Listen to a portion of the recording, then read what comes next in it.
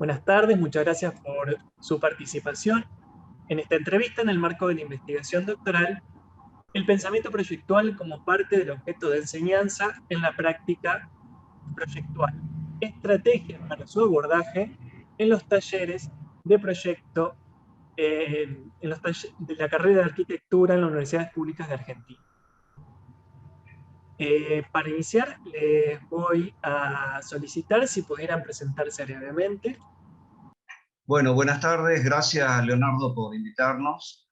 Yo soy el profesor titular del taller Tedeschi. Soy Hugo Ahumado Tengo. Desde el año 2013 aproximadamente comenzamos a dirigir este taller, que viene de una larga participación también como taller de proyectos dentro de la Facultad de Arquitectura y Urbanismo de la Universidad Nacional de Tucumán. Por lo tanto, tenemos esa herencia y parte de esa herencia es la que continuamos transmitiendo con la lógica renovación del cuerpo de profesores, que en este caso lo integran Ernesto Marchetti y Vicente Medina. Le cedo la palabra a ellos para que se presenten. Buenas tardes, Leo. Soy Ernesto Marchetti, soy jefe de trabajos prácticos en el taller Tedeschi con Hugo y con Vicente. Y pues nada, muchas gracias por convocarnos y un gusto estar aquí presente. Vicente. Buenas tardes, Leo. Buenas tardes a todos. Bueno, yo soy Vicente Medina. Participo del taller Tedeschi que dirige Hugo como profesor invitado. Estoy incorporado desde el 2018, dado que vengo de un programa de repatriación científica, entonces estoy todavía transitando el periodo de concurso para una plaza de profesor permanente. De momento estoy contratado e invitado al taller que dirige Hugo. También te agradezco enormemente la invitación que nos haces, es un espacio enriquecedor sin duda y bueno, me alegra que podamos compartir este espacio directamente. Muchas gracias a ustedes. Gracias. Bueno, como expresa declaración sobre la posible difusión sin fines de lucro de este material, ¿autorizan o no autorizan a que esta entrevista esté disponible en una plataforma audiovisual de libre acceso como YouTube, Vimeo o similar? Autorizo yo. Sí, no hay Autorizo. problema. Sí, autorizo. Muchas gracias. Bueno, para iniciar en este primer bloque de preguntas, les voy a pedir que se encuadren en lo que es los objetivos explicitados en los documentos de cátedras y contextualizado, por supuesto, en el plan de estudio, y particularizando en los primeros años del dictado de la asignatura, entre primero, tercero, cuarto año. La pregunta tiene que ver con qué es lo que se propone enseñar en el taller.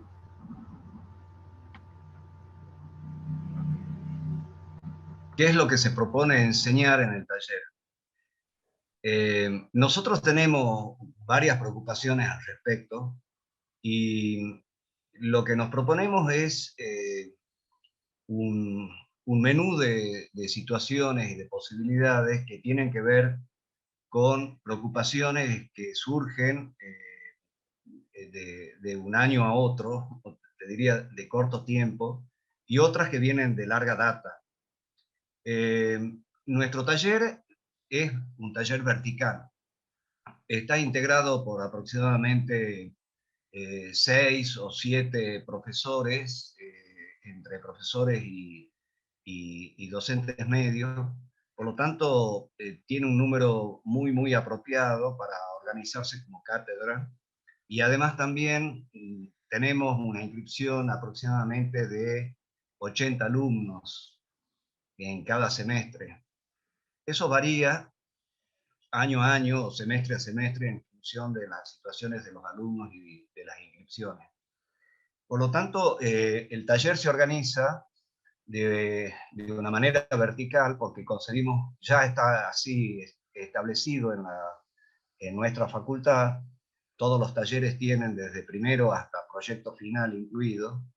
lo cual permite establecer dos formas de abordaje en la enseñanza del proyecto, que son talleres dentro de la estructura vertical.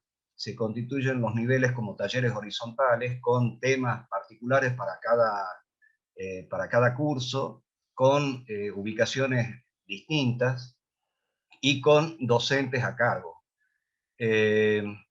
En cambio, nosotros organizamos el taller con la dinámica del taller vertical, pero con una particularidad en el sentido de la organización en función de la temática, ya que por lo general abordamos las posibilidades de ubicar todos los cursos en la misma ubicación, en el mismo sitio de trabajo, lo cual nos permite un abordaje mucho más nutrido de colaboraciones entre los distintos cursos.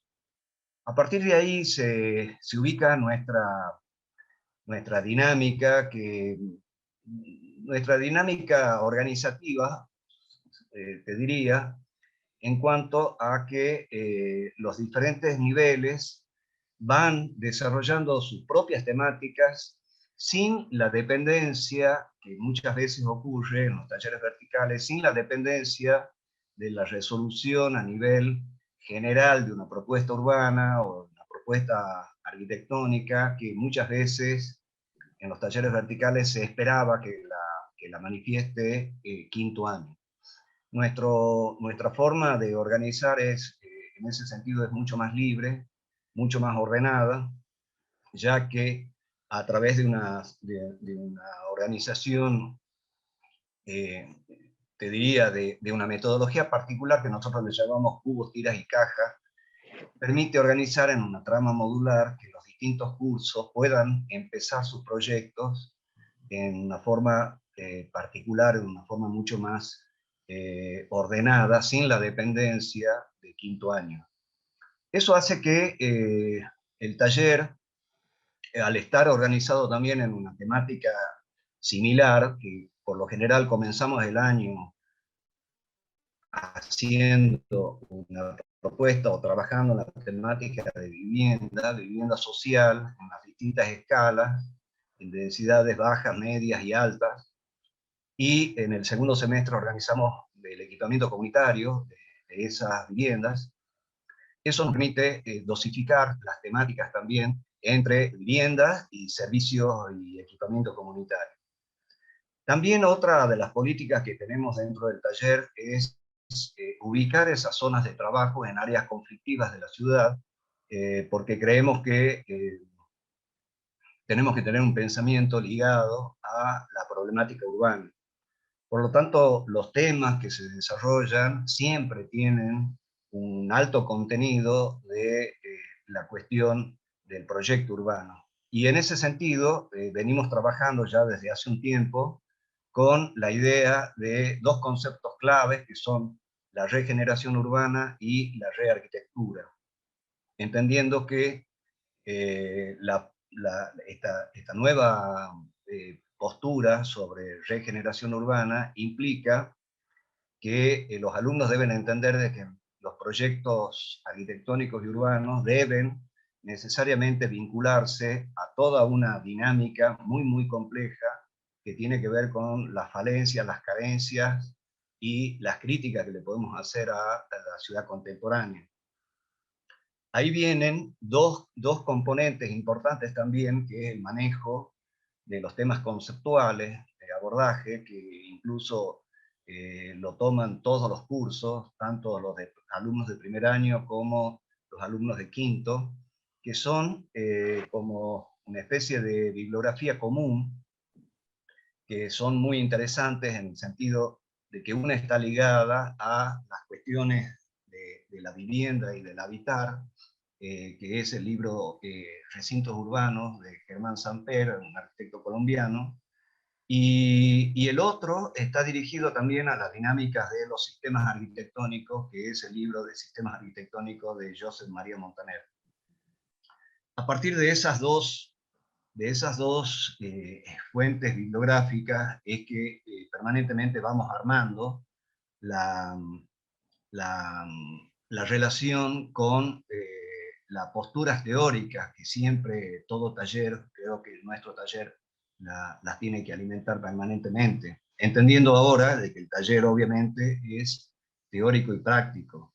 Por lo tanto, los proyectos deben estar sujetos, deben estar anclados a una postura teórica que es determinante, porque nosotros consideramos que la cultura arquitectónica, fomentar la cultura arquitectónica y alimentarla es fundamental para que los estudiantes puedan realizar sus proyectos arquitectónicos.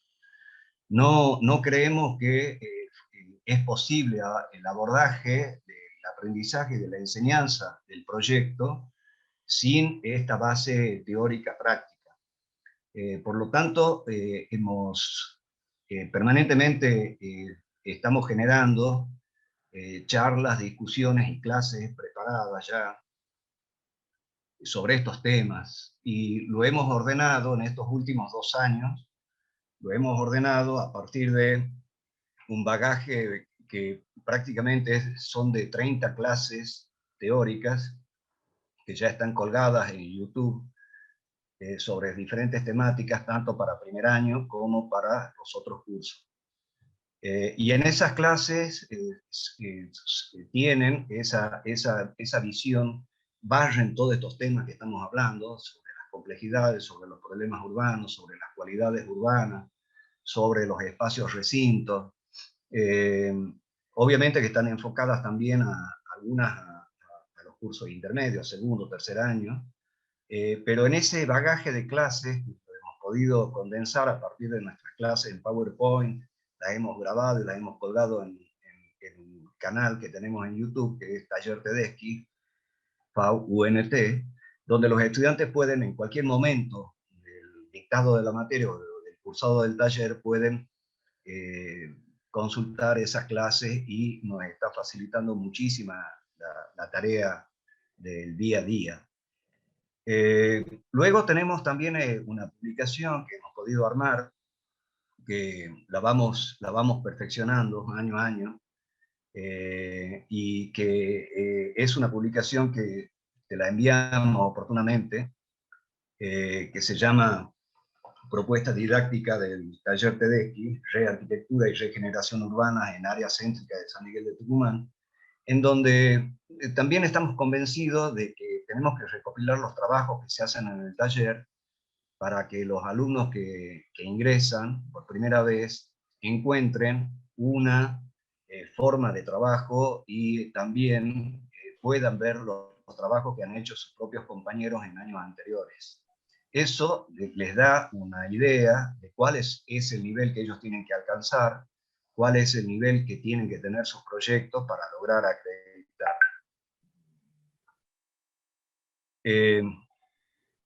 Bueno, no sé si alguien de los compañeros acá, Vicente o Ernesto, quieren ampliar estos conceptos. Vicente, No hablar hubo vos? por mi parte. Gracias. Bueno, el profesor Ahumada no nos ha dejado mucho por decir, ya lo ha dicho todo. Quizás dentro de lo que él ha hecho hincapié, a mí personalmente lo que me gusta del taller es esa impronta teórica que Hugo ha mencionado y que se da a través de esa lectura bibliográfica que tenemos preparada. Porque en general observa a veces talleres demasiado pragmáticos en la práctica o en el adiestramiento proyectual. Entonces, el taller del cual formamos parte nosotros tiene esa segunda impronta, o quizás ese pie puesto en la teoría, que se da a través de la lectura y los comentarios de teóricos de la arquitectura. Y así como decía Hugo, bien divididos entre los que atacan el problema de la ciudad como tal y los que atacan el problema de la vivienda. En fin, hacer hincapié en eso como una parte importante de la metodología de trabajo dentro del taller Tedeschi. Muy bien. Encuadrado en esto que me están comentando, ¿no? En estas líneas, en esta organización, la pregunta es, ¿qué es proyectar? Puntualizando en la acción, en la práctica en sí, más que en el proyecto como producto o como resultado de la práctica. La pregunta es, ¿cómo ustedes piensan esta noción para luego poder enseñarla? ¿Qué es proyectar? Bueno, a ver, una de las lecturas que nosotros estamos también abocados en el taller y que se las entregamos a los estudiantes al inicio de nuestras actividades, es el libro, es el proyecto arquitectónico de Alfonso Muñoz Cosme. Y a su vez también, dentro de unos años en que yo me desempeñé como profesor en la materia de teoría de la arquitectura, desarrollábamos un módulo que se llamaba la actividad proyectual. Y en ese módulo nos sirvió para, la materia era de segundo año, y en ese módulo, junto con el titular de la cátedra en ese momento, que era el arquitecto Raúl Di Lulo, armamos una especie de síntesis de todas las complejidades que tenía el abordaje del pensamiento proyectual. ¿Qué es proyectar?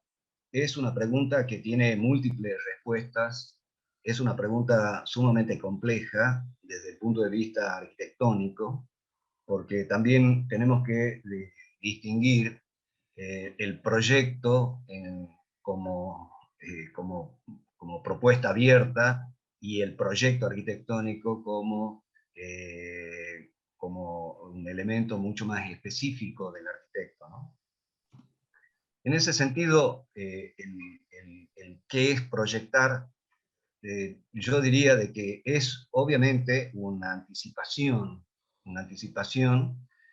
un lanzamiento hacia adelante, que es el significado tal vez etimológico de la palabra proyecto, que deriva prácticamente de proyectil, ¿no? Y si analizamos su componente etimológico en su significado en los distintos siglos, vamos a notar de que va teniendo cambios en sus definiciones, ¿no? Pero yo diría de que no nos debiéramos preocupar tanto en el significado del proyecto en sí, que es proyectar, porque nuestra materia básicamente es una materia teórica práctica, por lo tanto, ese componente o esas definiciones, tal vez de lo que nos dice el diccionario sobre la palabra proyecto, los estudiantes lo tienen que vivenciar de una manera directa, de una manera significativa, de una manera emocional, te diría. Y es ahí donde tiene que intervenir necesariamente la carga, el componente humano, el componente cultural que tenga el profesor a cargo de esos alumnos, para hacerles ver el alcance y la extensa complejidad que tiene el proyectar. Y creo que en ese sentido, nosotros estamos convencidos de que en nuestros elementos, en el conjunto de elementos didácticos que manejamos dentro del taller, ese componente es sumamente importante, es decir, lograr que el estudiante se identifique con una dinámica de un hacer que necesariamente tiene que estar apoyado en un pensamiento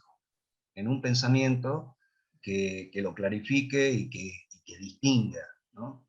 Esas dos partes, de comprender qué es lo que se está haciendo, de comprender cuál es el alcance de lo que se está haciendo, y de entender de que el proyecto está inserto dentro de ese hacer. Es muy complejo, creo yo, establecer cuáles serían las partes que comprende. Obviamente que no vamos a entrar a explicar lo que es el proyecto arquitectónico, porque en esta charla no creo que tenga eso sentido, en las distintas escalas del trabajo profesional profesional y demás, sino que yo creo que es mucho más interesante el abordaje desde el punto de vista de qué es ese proyectar dentro de la práctica de la enseñanza del proyecto, ¿no? Que también es otra condición que hay que tener muy en claro, porque nosotros no enseñamos arquitectura, nosotros enseñamos a proyectar arquitectónicamente, ¿no? Entonces, ese adiestramiento creo que los estudiantes lo van desarrollando a medida que vamos avanzando en una dinámica conjunta, en ir participando junto con ellos y en ir despejando las incógnitas que se nos van presentando, ¿no? Entonces, el proyecto parte en el taller, por lo menos parte de distintas instancias de preguntas, de instancias de acciones, de instancias de juego, de instancias incluso de modos operativos prácticos. Nosotros le damos mucha importancia a las maquetas, ¿no? A lo volumétrico, y comenzamos trabajando el proyecto a partir de esa construcción espaciales de los estudiantes. Entonces, el proyecto se va descubriendo con el tiempo. Yo no creo que haya que darles una definición anticipada cuando ellos ingresan al taller y que quede colgada en la pared. Yo creo que esta es una búsqueda permanente, y esa búsqueda es una búsqueda de conocimiento, obviamente. Y en esa búsqueda se van encontrando múltiples significados. Bueno, no sé si quieren ampliar los compañeros.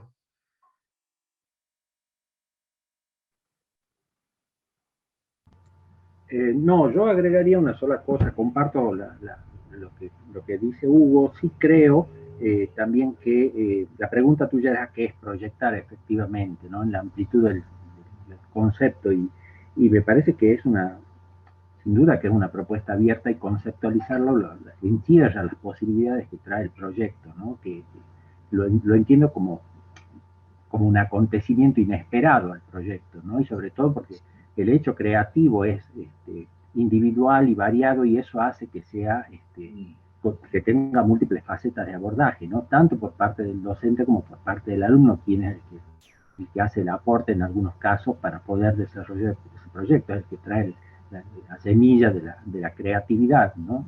Del acto creativo. Entonces creo que en ese sentido la conceptualización del término, del planteamiento de qué es proyectar, lo cerraría, ¿no? Creo que me alineo con ese discurso de Hugo, que el proyecto es, en todo caso, una propuesta abierta, inesperada, e incluso impredecible en algunos casos, que tenés que utilizar una serie de herramientas, desde el discurso teórico, desde el discurso proyectual, desde el discurso de distintos ámbitos. Incluso es un ámbito en el que intervienen otras disciplinas en algunos casos, ¿no? Para poder enriquecer y hacer palanca de movimiento, de desplazamiento de la idea de ese acto creativo. En ese sentido lo entiendo como un acontecimiento inesperado, ¿no? Bien. Por supuesto, digamos, hay cosas que comparto y no me interesa en esta instancia entrar en un debate, sino conocer las posiciones de ustedes. Por ahí, solo vuelvo a aclarar que la pregunta es, ¿qué es proyectar? Pensándolo cuando uno construye la noción para hacer enseñar. ¿Cómo ustedes piensan la acción de proyectar? Porque obviamente comparto esto de que el proyecto es algo abierto, que tiene todos estos matices que están diciendo, pero cuando yo me paro en una propuesta didáctica y tengo que definir qué es lo que voy a hacer al otro, en ese sentido, por eso recién Hugo decía, no es lo mismo proyectar en el sentido amplio, sino proyectar para la enseñanza, ¿no? Ahí es qué posición yo tomo para proponer una acción de enseñar algo concreto, que es esa acción proyectual, ¿sí? No sé si quieren agregar algo, bien, si no, me vale lo que acaban de comentar antes. Sí, a ver, nosotros teníamos una máxima también no tan solo en nuestro taller, sino en los talleres en donde yo estuve participando cuando era profesor o cuando era docente medio. Y en esos talleres siempre hablábamos de las formas de entender el proyecto, como se hacía como se hace en un estudio de arquitectura y como se debe hacer en los talleres de enseñanza del proyecto. Entonces, hay una diferencia conceptual fundamental en donde el objetivo en un estudio es solucionar un problema determinado, y básicamente uno estudia una o dos soluciones posibles y luego las va pasando por una serie de instancias de aprobación con el comitente con el que nos encarga ese proyecto, pero es muy distinta, son muy distintos los pasos que se dan en la enseñanza del proyecto. La enseñanza del proyecto no tiene como fin la culminación en una obra, no tiene como fin la culminación en un solo proyecto, sino que en la enseñanza del proyecto hay como múltiples objetivos que se van ordenando como una especie de árbol, ¿no? De opciones, de múltiples opciones. Y nosotros enseñábamos a partir de un librito que en su momento fue muy interesante, el librito de arquitectura móvil de Jonah Friedman, en donde él ya en esos años, creo que eran los años 80 o 70, propugnaba cómo la gente debiera ordenar su vivienda, su hábitat, ¿no? Entonces él generaba una serie de opciones posibles. Y es ahí donde nosotros hacemos mucho hincapié, es decir, no estudiar solamente una única solución, sino establecer un programa de soluciones posibles. Un programa de soluciones posibles, de manera que el abordaje desde la enseñanza del proyecto tiene que inclinarse por Oh, establecer cómo debiera ordenarse ese programa de soluciones posibles, y ahí intervino también otra de los encuentros y de los hallazgos que nosotros tuvimos con otros profesores que tuvimos en taller, como Raúl Dilulo, como Eduardo González, en la permanente aplicación de técnicas creativas que derivan de alguna manera también de Broadbent, en diseño arquitectónico. Él nombra una de las técnicas creativas como la caja de Zwicky. Fritz Zwicky fue un astrónomo que logra establecer, más allá de sus hallazgos en el campo de la astronomía, pero logra establecer unos principios creativos sumamente interesantes a partir de los cuadros morfológicos. Eso se lo puede ver ahí en algunas de las páginas del maravilloso libro que hizo Broadbent de diseño arquitectónico. Entonces, a partir de ahí, de esos cuadros morfológicos, es que nosotros estamos convencidos de que los alumnos deben guiarse por estos múltiples objetivos, diría. No es el objetivo lograr un anteproyecto para un cliente determinado, sino que el objetivo está en la búsqueda del conocimiento. Y ahí se abre lo que nosotros le llamamos las implicaciones conceptuales, que son una red, como si fuese un gran tejido, que está conformado por ideas, por soluciones, por pensamientos, por vivencias, ¿no? Y esa es la red en la que se apoya el proyecto arquitectónico. Entonces es una mirada mucho más compleja que solucionar el problema de un caso particular, ¿no? Los estudiantes, por lo general, por lo menos nosotros pretendemos de que antes de llegar al estadio de la preentrega tengan 2 o 3 soluciones que sean incluso divergentes, ¿no? Y que sean posibles también. Entonces, permanentemente estamos alimentando este contenido teórico, creativo, conceptual, para que el abordaje del proyecto tenga toda esa dinámica. No es empezar en una instancia 0 y llegar al punto 10. Es mucho más complejo que eso. ¿Cómo son los abordajes de la cátedra justamente para enseñar a proyectar? ¿A través de qué actividades? ¿Cómo es el planteo de la secuencia que organiza las acciones que tienen como objetivo que el alumno aprenda a proyectar? Uh-huh. Bueno, en ese sentido, yo creo que es básico y fundamental primero situarlos en lo que ellos deben resolver como producto final en el semestre en que se encuentran. Entonces, si abordamos desde el punto de vista de la temática de vivienda, el taller tiene todo un bagaje de trabajos que se realizaron ya en años anteriores sobre la misma temática. Por lo tanto, es importante que los alumnos sepan cuáles son los contenidos, cuáles son las dinámicas particulares de su semestre, de su taller, y cuáles son los elementos básicos que ese proyecto debe satisfacer, ¿no?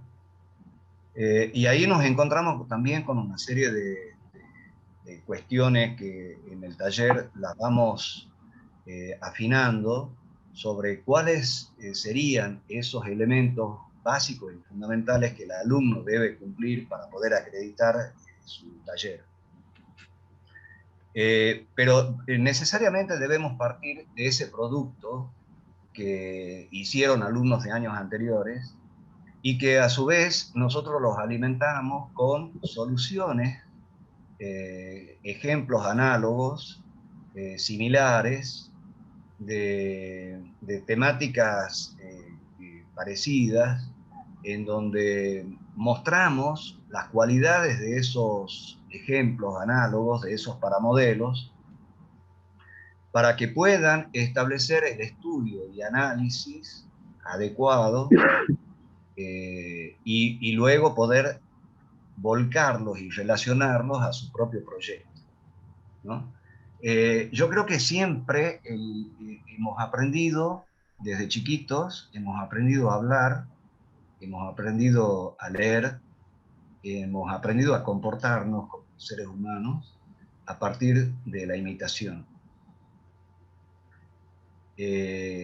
Cuando vemos que los chicos de 2 añitos empiezan con sus primeras frases, ¿no? Repiten las frases que le dice su madre o su padre. Las repiten tal cual. Entonces, ese repetir como conducta, esa repetición para el aprendizaje implica una cuestión básica y fundamental.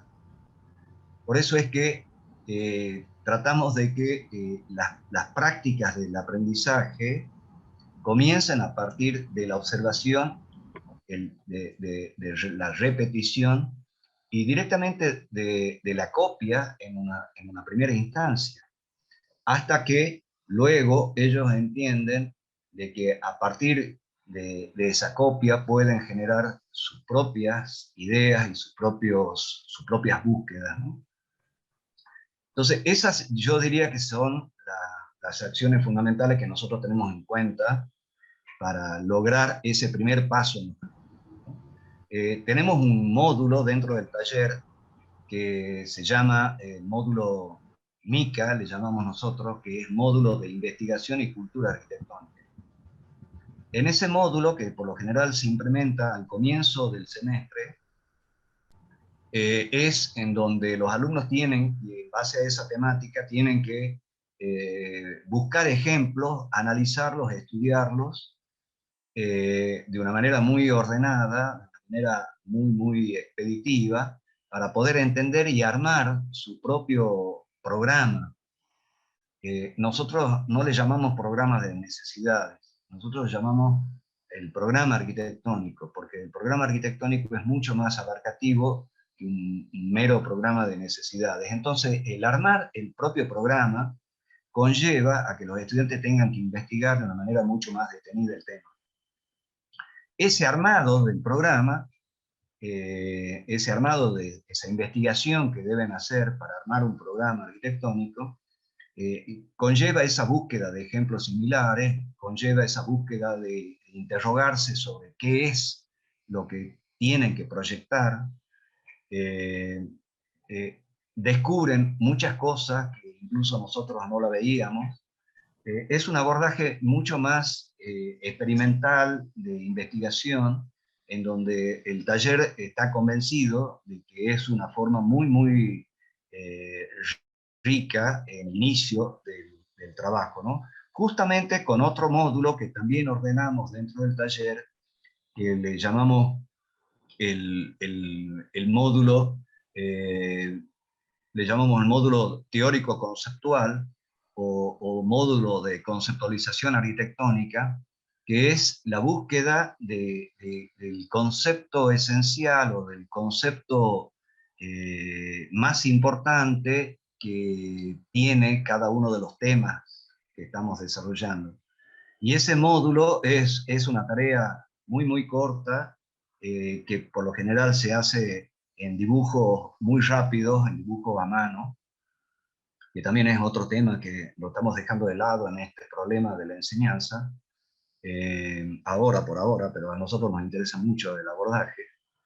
Entonces hay como esos dos componentes, el MICA, el módulo de investigación y cultura arquitectónica, y el módulo conceptual, proyectual, ¿no? No.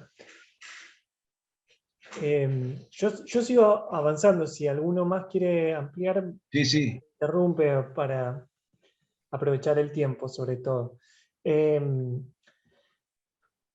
Teniendo en cuenta esto que me comentás, entonces, ¿cuáles son los objetivos o procedimientos que deben reconocerse en la práctica de los estudiantes para definir que esa práctica empieza a ser una práctica proyectual? O en otras palabras, ¿cuáles son los indicadores que se consideran al momento de evaluar el aprendizaje para entender que empieza a haber un dominio de esa práctica proyectual? ¿Sí? Recién hablabas, por ejemplo, de que hay un proceso de conceptualización que se busca, ¿no? Entonces, podría ejemplificar la pregunta, o la respuesta a la pregunta es, bueno, en algún punto tiene que haber una conceptualización. Esto es un indicador de que empieza a desandarse el aprendizaje de la práctica proyectual. ¿Cuáles otros serían estos marcadores?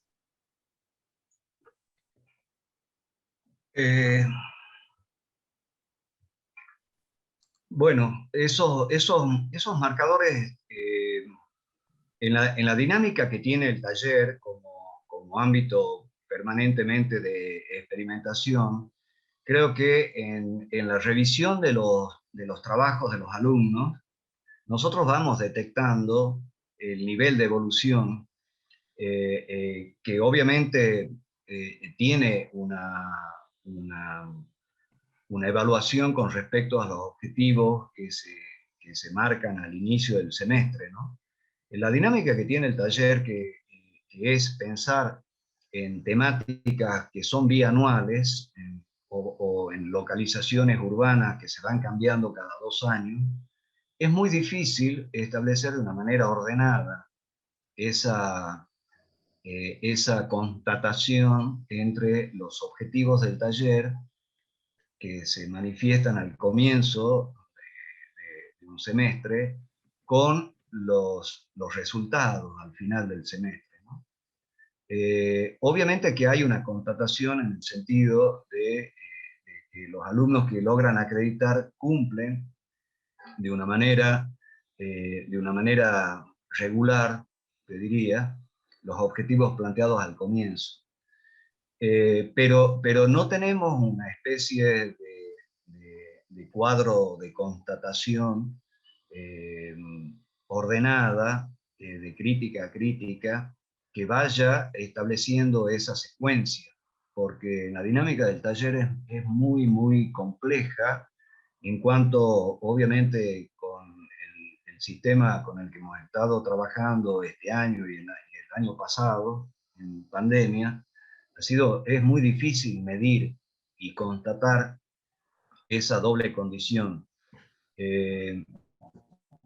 Lo hacemos de una manera tal vez intuitiva, pero sí tratamos de que al final, en el momento de la calificación, veamos si es que obviamente si se han cumplido los objetivos tanto de la temática que se ha dictado, como los otros objetivos que permanecen tal vez un tanto ocultos, pero que para mí son muy importantes, ¿no? Como por ejemplo el significado que la carga emotiva con que han llegado esos alumnos al taller y cómo han madurado al lograr terminar ese semestre, por ejemplo, ¿no? Es muy difícil medir, pero nosotros nos hemos encontrado con alumnos que, que han tenido un impacto sumamente significativo, porque se les ha cambiado la actitud frente al desempeño en ese taller, han interactuado de una manera distinta con sus compañeros, han establecido en el trabajo que te hemos pasado de la propuesta didáctica del taller del año 2018, en las imágenes de los trabajos de los distintos grupos, se ve una especie de convivencia, ¿no? de trabajo intergrupal, de conocimiento de alumnos bueno, hasta el día de hoy siguen trabajando juntos, por ejemplo, han podido establecer una colaboración para otro tipo de concursos, por ejemplo. Entonces, se va tejiendo una red muy, muy compleja de experiencias individuales, creo yo, ¿no? Y bueno, todo eso pasa por una evaluación de comportamientos que nosotros obviamente no la podemos manejar, no la podemos establecer de una manera muy objetiva, te diría, pero sí somos conscientes de que eso se da, ¿no? De que esa interacción se da. Y ese es uno de los objetivos también que debe tener el taller, que no están escritos, que no están dichos en muchos casos, pero el taller debe hacer crecer a la gente que está cursando una determinada temática, los debe hacer crecer en el buen sentido de ser buenas personas, que creo yo que es un momento muy, muy significativo para la Universidad Argentina, en un país que está lleno, atravesado por múltiples conflictos, por múltiples divisiones, sumamente polarizado, y el taller tiene que tener un ámbito de crítica y también un ámbito de trabajo colectivo. Ese es el ejemplo que nosotros le debemos dar a nuestras sociedades, ¿no? De ser capaces de poner un punto, de lograr un punto de acuerdo y un punto de consenso. No sé si eso responde un poco la preocupación tuya, Leonardo. Sí, sí, sí, sí. Sí, vuelvo a insistir, digamos, que las preguntas están orientadas a conocer y entender lo que cada uno hace, ¿no? O sea, y en lo que comentás, yo logro interpretar y comprender, digamos, bastante de la experiencia de ustedes. Así que no hay una respuesta que yo espero encontrar directamente, sino construir la constelación después de respuestas también que voy recibiendo. Pasamos al segundo bloque. Como les decía, son 8 preguntas. Las próximas 4 se enfocan en otra noción, que específicamente la que trabajo en el título y es central en la investigación. También les digo para que ustedes, bueno, sepan con qué tiempo estamos contando, no les quiero robar demasiado, pero ¿qué es lo que entienden ustedes por la noción de pensamiento proyectual? Empiezo Bueno, yo, así le robo la palabra a Hugo, ¿querés? dale, dale, sí, así paso ahí el apoyo. No, era una broma, Hugo. En realidad No, dale, dale. es muy interesante el tema de las preguntas, y más allá de que acabas de decir que hemos pasado una segunda ronda, esta nueva pregunta a mí sí me retrotrae a las dos anteriores.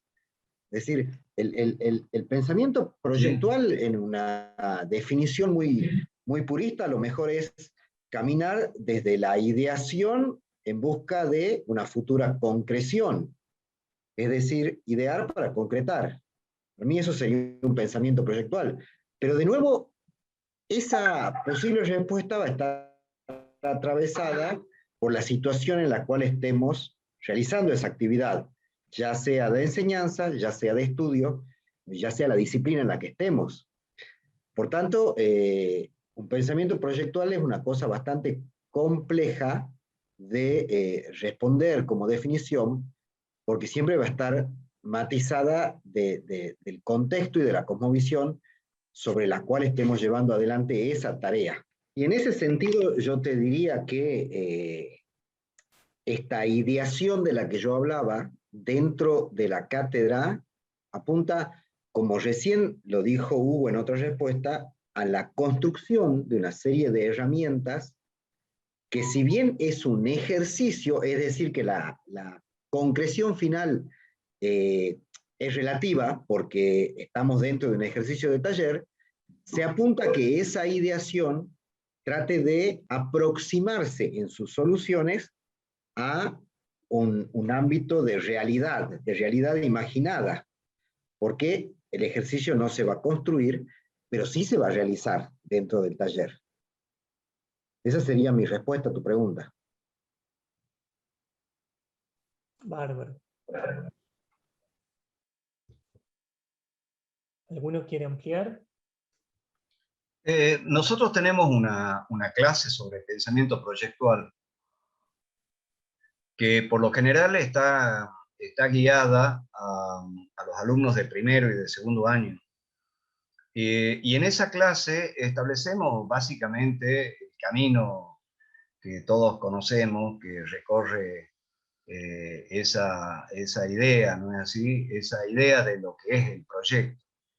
Pero básicamente nosotros nos enfocamos a que ese camino tiene como 4 pasos básicos y fundamentales, ¿no?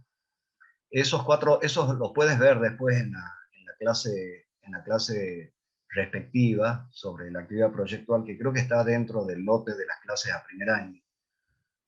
Y en ese pensamiento proyectual, nosotros establecemos como 4 etapas fundamentales que devienen de un arquitecto que vino a la facultad, estuvo bastante tiempo en nuestra facultad dictando cursos y seminarios, que es el arquitecto Alfonso Ramírez Ponce, que es de la UNAM, con el cual yo después tuve mucha vinculación en el cursado de mi maestría allá. Y él establecía ese camino de una manera muy simple, muy concreta y muy lógica. Y él hablaba del pensamiento sobre el proyecto en 4 etapas básicas. Él hablaba de que tenemos que pensar en el programa, en el problema primero. El problema es saber identificar cuáles son los elementos básicos que nosotros tenemos que resolver, ¿no? Y ahí tiene un componente muy amplio para poder entender qué es, cómo se formula ese problema, qué lo compone ese problema, y obviamente hay dimensiones en múltiples direcciones, desde lo axiológico, desde las cualidades urbanas, desde múltiples dimensiones. Entonces, identificar el problema para establecer luego las bases fundamentales del programa arquitectónico. Entonces, a partir de esa identificación de lo que es el problema, se produce una investigación para luego llegar a establecer el programa, porque no hay proyecto sin programa. El proyecto, para que exista un proyecto, debe haber un programa previo. Entonces, el paso siguiente es el programa y el proyecto, y luego al final el producto. Pero ese par, programa-proyecto, es en donde nosotros nos centramos básicamente desde el punto de vista de la enseñanza, ¿no es así? Establecemos que los estudiantes articulen su propio programa y que los estudiantes vayan alimentando las etapas básicas de ese proyecto, que a su vez tiene 3 o 4 etapas dentro de esa etapa grande y general que es el proyecto, ¿no? Entonces, ahí es donde nosotros nos centramos y tratamos de que los estudiantes vayan despejando todas las incógnitas posibles, estableciendo obviamente este camino de ida y vuelta, ¿no? De retroalimentación permanente. Y como te decía, el libro de Alfonso Muñoz Cosme creo que nos ha venido muy bien porque es un libro que está muy al alcance de la terminología que los estudiantes de los cursos tanto avanzados como los cursos de los primeros niveles, es muy didáctico y muy claro y con muchos ejemplos sobre todo. Entonces creo que es una interacción permanente, ¿no? entre la búsqueda y definiciones de determinados arquitectos, de determinados investigadores, y lo que nosotros vamos propiciando dentro del taller. Obviamente hay que distinguir que la arquitectura no es una ecuación matemática, ¿no? No es una ecuación matemática en donde a veces las respuestas no son unidireccionales. Entonces, el tener esta especie de incertidumbre, ¿no? La incertidumbre debe, como actitud, diría yo, inserta dentro de la cultura milenaria del hombre, a la incertidumbre la tenemos que saber manejar, ¿no?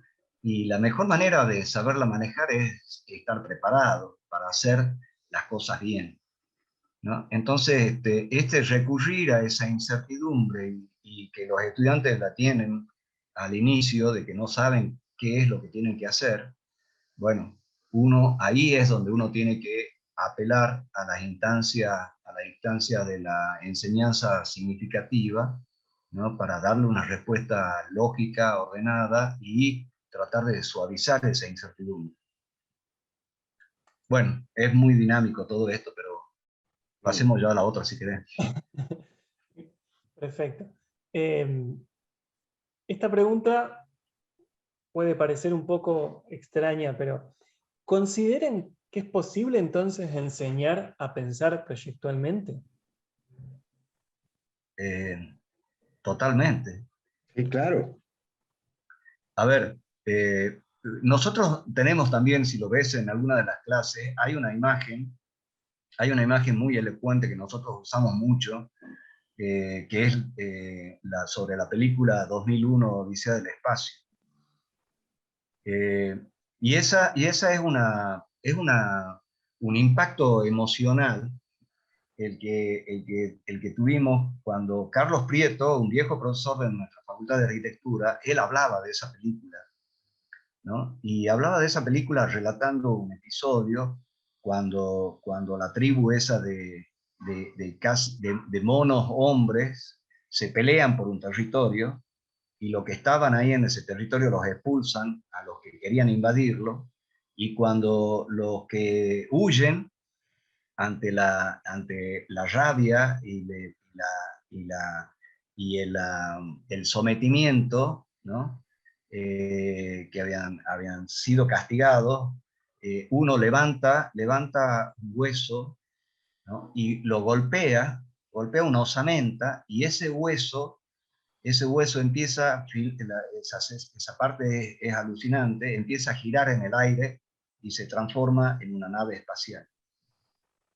Entonces, esa metáfora es la que nosotros creemos que está inserta permanentemente en la carga genética del hombre. que es el ADN proyectual. O sea que el ADN proyectual lo tenemos todos, todos, todos en este mundo. Por eso es que surge la arquitectura sin arquitectos, y la arquitectura popular, ¿no? Ese ADN, nosotros somos especialistas en saber manejar, o hemos sido entrenados para eso. O sea que ese pensamiento proyectual es parte de nuestro pensamiento diario, no tan solo como arquitectos, sino como hombres que no necesariamente estemos formados como arquitectos. Lo tiene todo el mundo, a cada instante. El pensamiento proyectual se logra también estableciendo una dinámica de solución a un problema en el hogar, te diría, ¿no? Diario. O sea, permanentemente estamos proyectando lo que vamos a hacer día a día, cómo lo vamos a planificar, qué es lo que tenemos que hacer en tal momento. Es parte de nuestro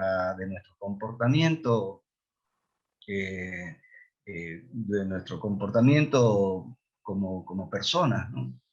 Y nosotros obviamente debiéramos estar entrenados para resolverlo desde el punto de vista arquitectónico. ¿Cómo se aborda la problematización que organiza esa práctica proyectual? ¿Cuáles son las acciones que ustedes plantean para lograr poner eso como eje de una práctica? Estás preguntando sobre las estrategias que la cátedra utiliza para enseñar a pensar, ¿no? A pensar, a proyectar. Hay una cuestión con el tema de las estrategias que me parece interesante, que es la cuestión del método, ¿no? Que veo que hay muchos talleres que cuando enseñan a pensar, enseñan un método de pensamiento proyectual, ¿no? Y en cierta medida creo que eso también genera, en algunos casos, un cierto adoctrinamiento, o vuelvo al planteamiento anterior, ¿no? Encierra el pensamiento del alumno en el proceso de aprendizaje, ¿no? Es decir, lo canaliza en una dirección única a partir de ese método aprendido, ¿no? Eso es frecuente en muchos talleres, ¿no? Creo que en este sentido, lo que planteaba Hugo al principio de la propuesta, ¿no? De que el taller era una propuesta abierta, las estrategias van surgiendo a medida que van apareciendo los planteamientos en los distintos niveles de aprendizaje y con las distintas propuestas por parte del alumnado, ¿no? Entonces, sería como muy difícil definir una serie para mi punto de vista ahora, una serie de estrategias o puntualizarlas para mí claramente, ¿no? No sé qué opinan los demás. O sea, es más, creo que sí es claro que el taller, si bien hablamos del sistema de método, no quiero usar la palabra método, ¿no? El sistema de cubo, tiras y cajas, más que encerrar, también deja abierta a otras posibilidades, ¿no? Entonces sí me parece adecuado esta palabra que está empleando vos, estrategias en lugar de método, ¿no? Para en muchos casos he hablado del método. Comprendo que sí, que no puede entrar en una entrevista tan breve, por ahí toda la complejidad de un año y de los distintos años del cursado. Por ahí las preguntas van si algunas de estas partes son disparadores de un ejemplo, más que nada, breve. Por ahí me gustaría, digamos, si pudieran comentarlo. Por ejemplo, la otra pregunta es respecto a cómo se fomenta la posibilidad de realizar integraciones de variables. En algún momento hablabas que hay múltiples dimensiones en el proyecto. Bien, ¿cómo se trabaja para lograr que haya un procedimiento de integración de esa complejidad que tiene el proyecto de distintas dimensiones o distintas variables que confluyen? ¿Qué ejercitaciones a lo mejor ustedes piensan o logran implementar para que esta parte que constituye el proyecto pueda ser puesta en acción, digámoslo así, exitosamente por el estudiante? Bueno, es que ahí esa complementariedad se da en el taller vertical. Se da de forma natural. Por eso es que nosotros estamos convencidos de la ventaja de la enseñanza en un taller vertical, porque permite ver las dinámicas particulares de los distintos cursos Y luego permite también la interacción entre los distintos niveles de los estudiantes. Por lo tanto, hay una complementariedad permanente. A pesar de que los niveles están no separados, pero sí tienen un profesor a cargo y tienen su dinámica, pero el hecho de estar dentro del mismo espacio físico, los distintos cursos, porque el taller nuestro es un taller pequeño, un taller que, como te decía, tiene entre 60 y 80 alumnos. Entonces, la interacción es permanente, es dinámica. Entonces, los chicos de primer año ven las entregas de los de quinto, los de segundo ven las entregas de los de tercero. Eh, es- el ingreso es totalmente libre, es un ámbito abierto. Entonces, esa situación, te diría de que sería mucho más problemática en los talleres individuales, en los talleres horizontales, que tienen a veces un segundo o un tercer año de la carrera y están absolutamente desconectados de los otros cursos. Hugo, pero Entonces, eso en lo colectivo, en la dinámica colectiva del taller, pero ¿y en la práctica sí. personal o de un grupo de alumnos que están trabajando en un proyecto? Cuando aparece la complejidad de lo urbano y se suma a la demanda concreta con un programa funcional y hay a lo mejor requisitos tecnológicos y además hay una condición dada por la cuestión del clima. Esas múltiples dimensiones que confluyen en el proyecto, ¿tienen alguna estrategia de particular, quiero decir? Obviamente en la práctica eso va trabajándose, pero hay un abordaje particularizado de decir, bueno, para que el alumno lo haga de mejor manera, relacione mejor estas cosas, le propongo un ejercicio distinto, un ejercicio particular, o está dentro del propio desarrollo del proyecto como estrategia macro. Sí. Bueno, nosotros establecemos un camino que se viene, está también, esto está explicado también en las clases de YouTube, que es este método de cubo, tiras y cajas, que tiene una serie de módulos que nosotros los vamos desagregando, ¿no? Y esos módulos son 5 módulos que van tomando distintas vertientes del proyecto. Por ejemplo, el módulo 1 está formado, esto está incluso explicado en el calendario inicial del taller, en donde destinamos el tiempo necesario para cada una de estas 5 dimensiones que le llamamos, ¿no? En estos 5 módulos. El módulo 1 analiza, por ejemplo, contexto y programa. Es decir, que el tema que se va desarrollando en cada uno de los semestres tiene que enfrentarse a estas dos dinámicas, investigación del contexto y programa arquitectónico, ¿no? Ese sería el 1. El módulo 2 abarca todo lo que implica espacio público, espacios privados, accesos y circulaciones, tanto públicas como privadas, ¿no? Y eso lo vamos haciendo con gráficos muy sintéticos para poder establecer esa dinámica de análisis y de investigación. El módulo 4 abarca el espacio arquitectónico, estructura y envolvente, no como estructura portante, sino como estructura morfológica o estructura formal del proyecto. Y el módulo 5 toma la condición de la bioclimática, con todo lo que implica, ¿no? Tecnología, captación, problemas de clima, orientaciones y demás, recursos y demás. Entonces, esos 5 módulos los vamos avanzando de una manera ordenada, secuencialmente.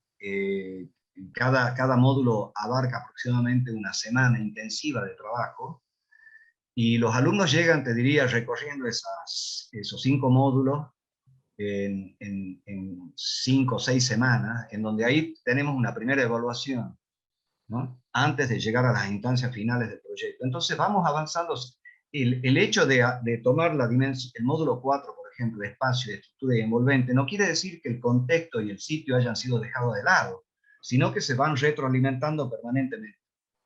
El descomponer el avance proyectual en esta secuencia ordenada, hemos logrado sistematizar para que los alumnos sepan de que en tal semana ellos tienen que tener resuelto tal problema, ¿no? Y nos permite también que el avance sea mucho más clarificador para ellos también. Entonces, nosotros damos una clase, al inicio de la semana damos una clase con las consignas de lo que se tiene que hacer, le damos unas prácticas y luego hacemos una crítica el tercer día, ¿no? Una crítica general de todo el taller, que la hacemos por la plataforma de Google Meet. Entonces, los alumnos están permanentemente viendo entre ellos los trabajos de segundo, tercero, cuarto y quinto año, cómo van avanzando. Claro, claro, eso es lo que nos ayuda a tener un proceso sumamente ordenado, ¿eh? Entonces, establecemos la dinámica de las críticas. Las críticas implican que no quedan liberados a que los alumnos entreguen lo que a ellos se les ocurre, más allá de que vos les indiquen la escala, pero tienen que hacer hincapié en estos puntos, básicamente. Es el camino, vos recién lo has dicho, Hugo, es el camino a recorrer durante el cuatrimestre. Exacto. Estos módulos. Sí. Algunas cosas de las que tenía previstas se responden con esto que me acaban de explicar. Por ejemplo, cómo se favorece el desarrollo procesual y progresivo. Bueno, abordando esta secuencia, entiendo que ahí donde ustedes trabajan justamente para que el proyecto no aparezca como, yo le llamo a partir de atajos, que tenga saltos, sino que se puedan desarrollar ciertas instancias que son garantía de tocar esos puntos de desarrollo. ¿Cómo se trabaja para que el proceso, incluso de argumentación, tienda a una respuesta o una propuesta final como resultado de esa acción proyectual? ¿Cómo se trabaja para que no se den esas divergencias que... No termino de entenderte, pero recién has dicho algo así como proyectar por proyectar, y no es esa la idea. Cuando yo recién explicaba que uno camina sobre el pensamiento de que lo que el alumno está idealizando tiene que estar referido a una posible realidad, es porque de esa manera uno ata el desarrollo del proceso a lo realizable, a lo alcanzable. Porque de alguna manera, a lo largo de ese proceso, durante las críticas, pues uno va verificando cuestiones que tienen que ver con la realidad. La distancia intercolumnios de un proyecto, el tamaño de un espacio, la posibilidad de alcanzar o no alcanzar un lugar, cómo se vive un espacio, tiene que ser algo que en una supuesta traspolación a la realidad pueda ser viable. Entonces, lo que yo decía era idealizar con la mente puesta en una posible concreción. Más allá de que en el ejercicio dentro del taller esa concreción no se va a dar porque en realidad no hay un cliente real. Si querés, los profesores somos los clientes, ¿verdad? Frente a los alumnos. Pues recién habías dicho algo que a mí me llamó la atención, que era eso de si utilizábamos disparadores de ideas. Y yo me quedé con eso justo antes que te responda Hugo, porque siempre me costó mucho eso de la idea disparadora o el disparador de idea, porque me parece que se da a múltiples cuestiones, o puede estar muy tergiversado de alguna forma. Entonces, cuando después Hugo te respondió y te explicó paso a paso esta especie de camino, de método que seguimos a lo largo del cuatrimestre, creo que tiene que ver con el hecho de hacer un proceso de enseñanza consensuado, racional, estudiado, afinado incluso año a año. Es decir, un disparador de idea parece ser algo como que de pronto la idea surgiese y el alumno con ciertas capacidades pudiera atinar o no en una idea. Y la idea es algo que es muy sutil, es muy endeble y al mismo tiempo es muy compleja. Entonces, creo que este camino, este método, sirve para construir una especie de andamiaje sobre lo que en algún momento serán varias ideas proyectuales, en un sentido, en otro y en varios campos. El camino ayuda a que esas ideas puedan ir creciendo y puedan ir convirtiéndose en un proyecto, y evidentemente esas ideas están relacionadas con quizá la posición del taller frente a conceptos urbanos o conceptos arquitectónicos. Y supongo que cada taller tendrá su propia posición tomada. Creo que es importante eso. Pero en cualquier caso, esa relación con la realidad que yo te daba como ejemplo tenía que ver con hacer cosas que puedan evaluarse desde una hipotética posibilidad real de construcción. Para cerrar, hay dos cuestiones concretas que tienen que ver con la innovación y la creatividad. ¿Cómo trabajan ustedes sobre estas nociones, si es que son trabajadas así, durante el proceso proyectual? No las nociones, sino cómo se trabaja en lo que el alumno va haciendo, ¿no? Cómo se aborda esta problemática de lo creativo y la posibilidad de innovar a partir del proyecto.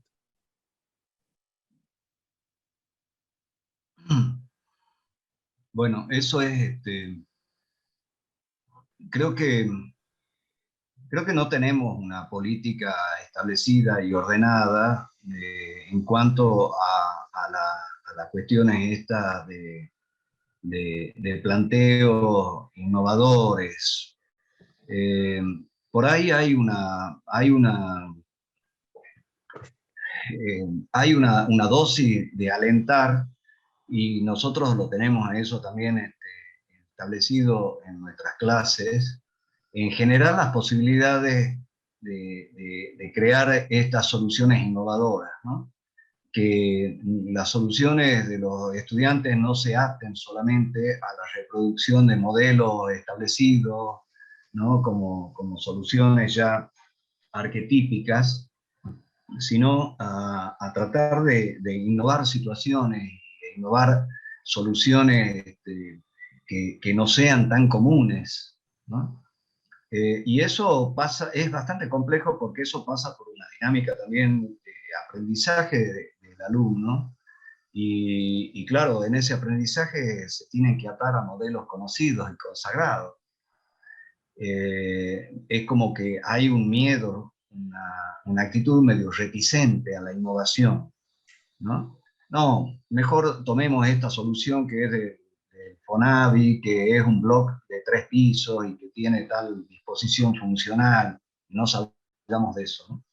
Pero bueno, ahí es donde está la fuerza emotiva del docente para guiarlos en crear otro tipo de soluciones y abrirles puertas misteriosas, tal vez, ¿no?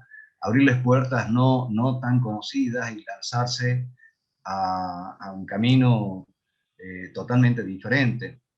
Y yo creo que el docente tiene que pasar por una actitud ahí de saber conciliar soluciones que tal vez no nos satisfagan mucho a nosotros, pero sí que sean diferentes, ¿no?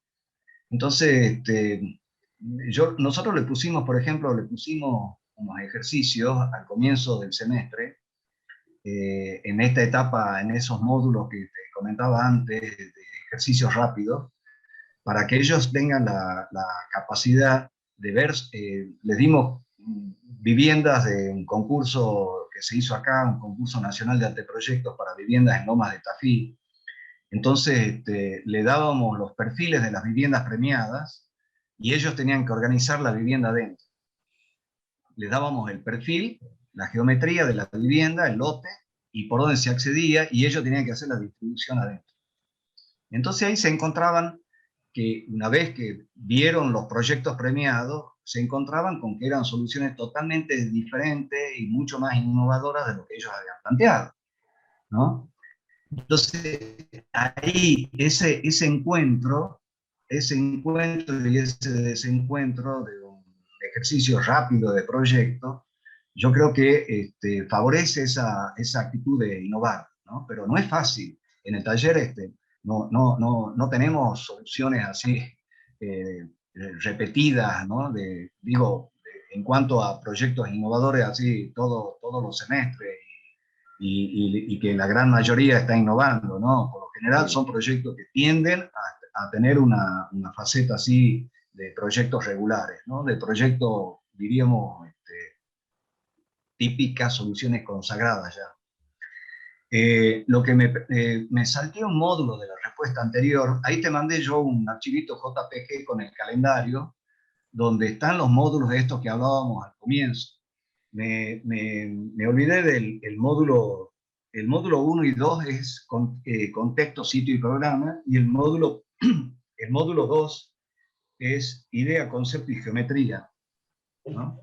El módulo 3 es acceso, circulaciones horizontales y verticales, el módulo 4 espacios envolventes y estructura, y el módulo 5 bioclimática y energía. Esa es la forma en que nosotros estamos operando, por eso me salté tal vez el más importante de todo, que es idea, concepto y geometría, que es fundamental al inicio del proyecto, ¿no? Perfecto. Bien. No sé si alguno quiere hacer un comentario final, si no, hasta aquí va a ser la grabación de la entrevista. Muchas gracias por su colaboración.